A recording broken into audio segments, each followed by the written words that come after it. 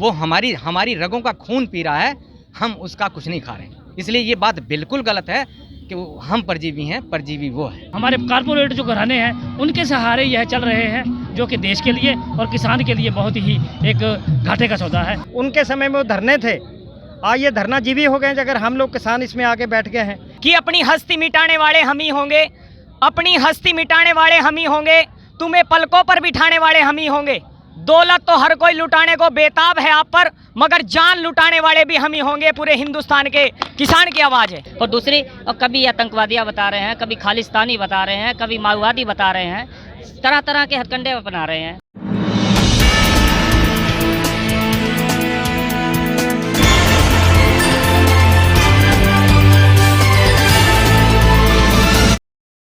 नमस्कार दोस्तों, मैं शिव इस समय गाजीपुर बॉर्डर पर मौजूद हूँ। गाजीपुर बॉर्डर पर किसानों का आंदोलन लगातार जारी है। 70 दिन से ज़्यादा हो चुके हैं, लेकिन यह आंदोलन कहीं जो अंतिम पड़ाव है उस तरफ नहीं दिख रहा है।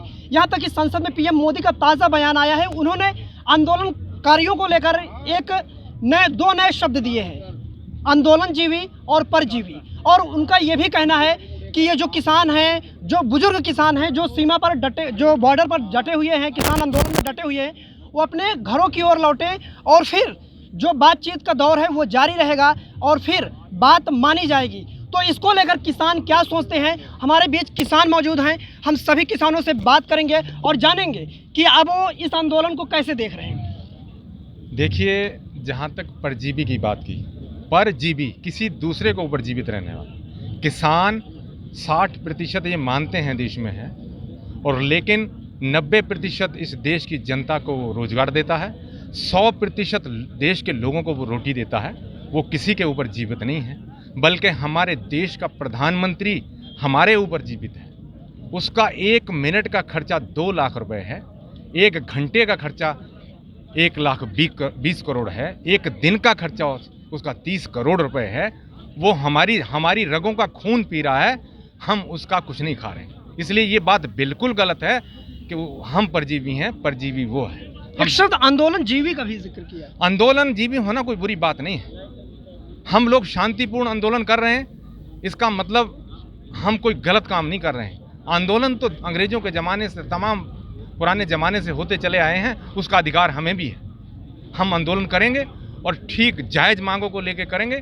और इतनी बड़ी मांग आज देश के सामने है। ये किसानों का आंदोलन नहीं है, ये हर उस व्यक्ति का आंदोलन है जो रोटी खाता है। आज मैंने हिसाब लगाया था कुछ दिन पहले, आज की जो हमारी 1 दिन के रसोई का खर्चा है वो 150 रुपये से लेकर 250 रुपये तक का है। और यदि ये अंबानी की गोद में ये सारी चीज़ें चली जाती हैं उनके गोदामों में, तो 1 दिन का खर्चा एक आदमी का 5 गुना हो जाएगा, यानी कि 1,000 रुपये की एक व्यक्ति की रसोई हो जाएगी। तो 30,000 रुपये कमाने वाले हिंदुस्तान में 10% लोग भी नहीं हैं। विदेशी ताकत, एक और जो बीजेपी के नेता हैं और दूसरे लोग हैं, कहा जा रहा है कि विदेशी ताकत का जो आंदोलन में है उनका विदेशी ताकत का सपोर्ट है। क्या कहेंगे, अब क्या सोचते हैं इसको लेकर? ये जो बात प्रधानमंत्री जी कह रहे हैं कि विदेशी ताकत, हम तो ये यहाँ पर 2 महीने से तो यही है और लगातार 4 महीने से इस आंदोलन में है। हमें तो कुछ दिखाई नहीं दे रहा कि विदेशी ताकत किस तरफ से प्रधानमंत्री जी को दिखाई दे रही है।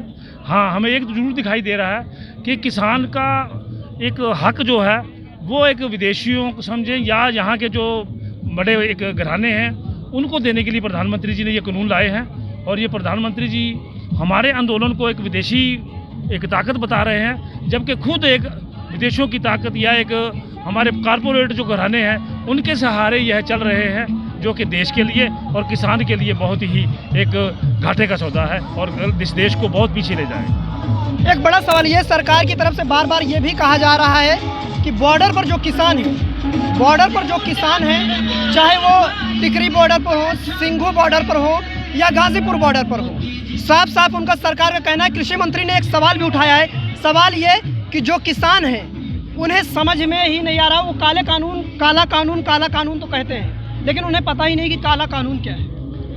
काला, देखिए, अगर ये काला क्या है, देखिए अब ये 12 मीटिंगें पहले जो है किसान अपनी जितनी मोर्चे हैं 40 आदमी वहाँ पे बैठते थे, उनसे इनकी जो है 12 बार की बैठक हुई है।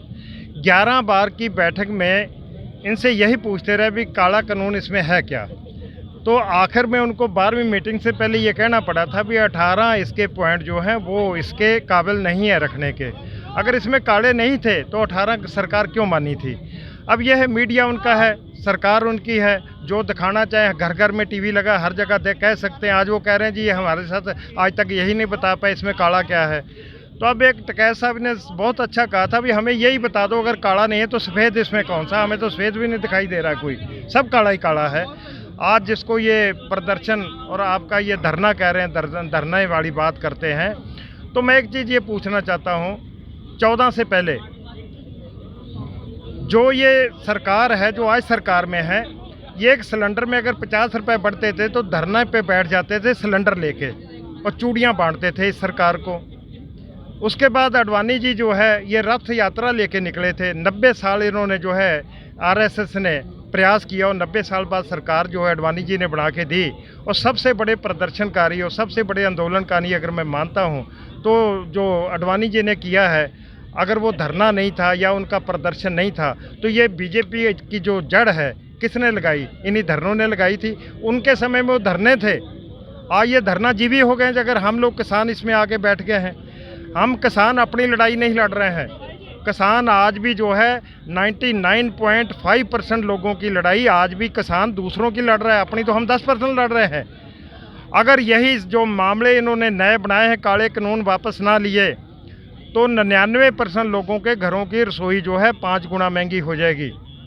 हम तो फिर भी अपनी गेहूं पैदा करके खा लेंगे। अगर बाहर हमारी सस्ती बिकेगी तो हम सस्ता खाएंगे, तो चावल अपना खाएंगे, दालें अपनी खाएंगे, सब्जी अपनी खाएंगे। लेकिन जितने बेचारे ये मेरे गरीब भाई मजदूर लोग हैं, मध्यम वर्ग के व्यापारी हैं, आधा % वो बचेंगे। अगर 500 रुपये भी किलो आटा हो जाएगा उनको फ़र्क नहीं पड़ना, वो आधा % है। लेकिन 99.5% जो है, अगर ये आंदोलन किसानों का आज कहीं नहीं सिरे चढ़ पाया, हम लोग कहीं बदकिस्मती से हार गए, तो इस दुनिया में, इस संसार में एक हिंदुस्तान की भूख की जो एक रेशो है वहाँ पे जाके खड़ी हो जाएगी। कोई भी गरीब आदमी रसोई नहीं पका पाएगा। हम लोग जो है मजदूर बन के, बंधक मजदूर तो आज भी हैं, लेकिन हम बंधक मजदूर बन के रह जाएंगे कुछ संस्थाओं के।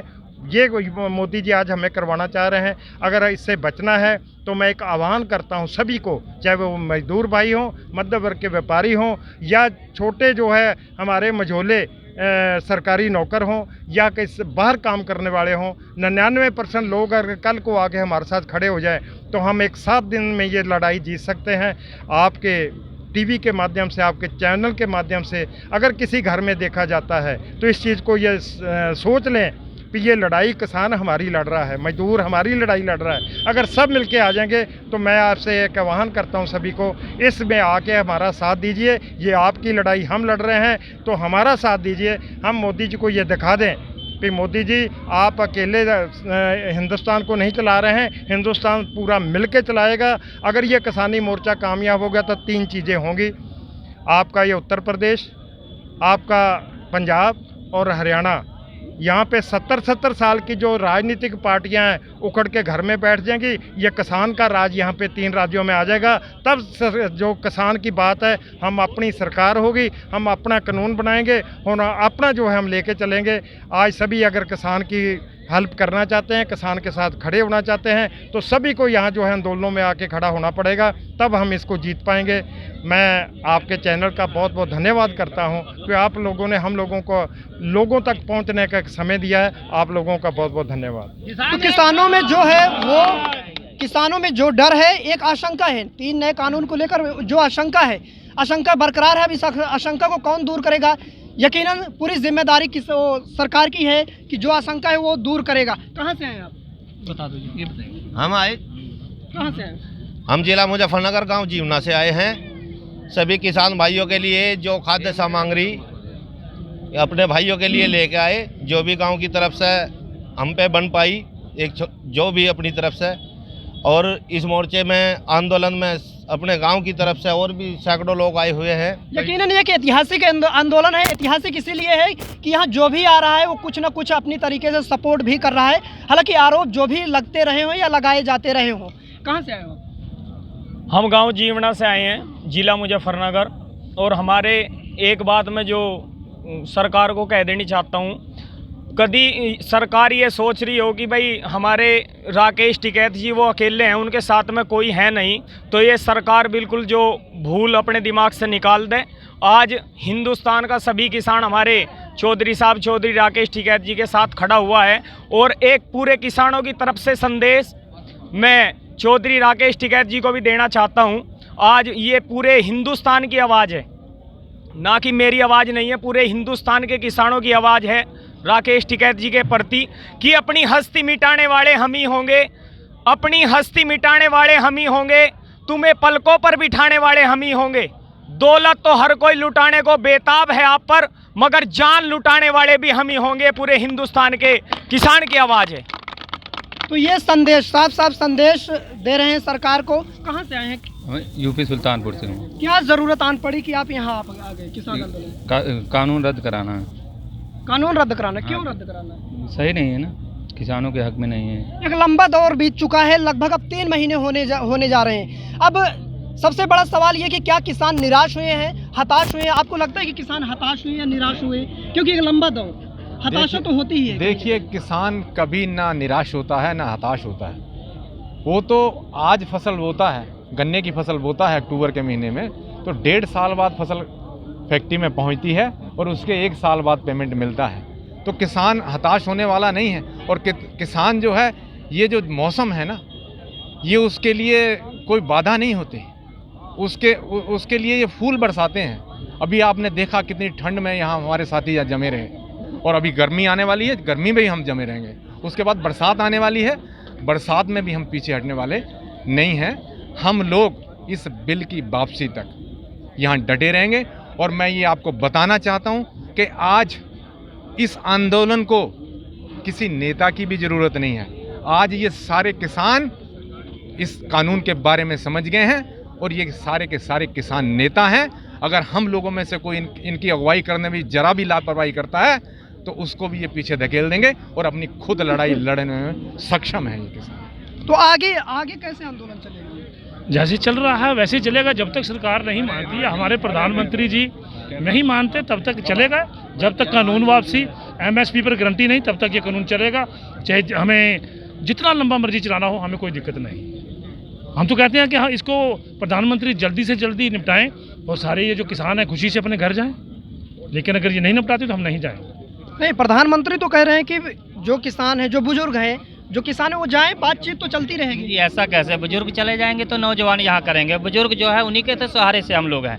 भाई जी, हम तो एक ही बात कहना चाहते हैं, प्रधानमंत्री जी नोटबंदी लाए, हमने कंधे से कंधा मिलाया। प्रधानमंत्री जी जो हैं वो GST लाए, हम कंधे से कंधा मिलाया। किसानों को कहा कि पराली मत जलाओ, हमने पराली भी नहीं चलाई। जिस तरह से उन्होंने कहा, हम हर शर्त पे उनके खरे उतरे। लेकिन उन्होंने सोचा कि किसान जो है वो बिल्कुल जो है मूर्ख है, उसको कुछ पता ही नहीं है। आज भी वहीं खड़ा है जहां अंग्रेज छोड़ गए थे। लेकिन इनको ये नहीं पता था, किसान इनकी जो है हर बात को मानता था। किसान सोचता था कि अच्छे दिन आएंगे, तभी इनकी जो है हर शर्त को माना हमने। लेकिन जब इन्होंने ये कानून लाए, तब किसानों को पता चला कि ये तो हमें जो है बिल्कुल अंधेरे में कर देंगे, हमारा सारा सिस्टम ही ख़त्म कर देंगे। गन्ने का पैसा भी नहीं मिल रहा है।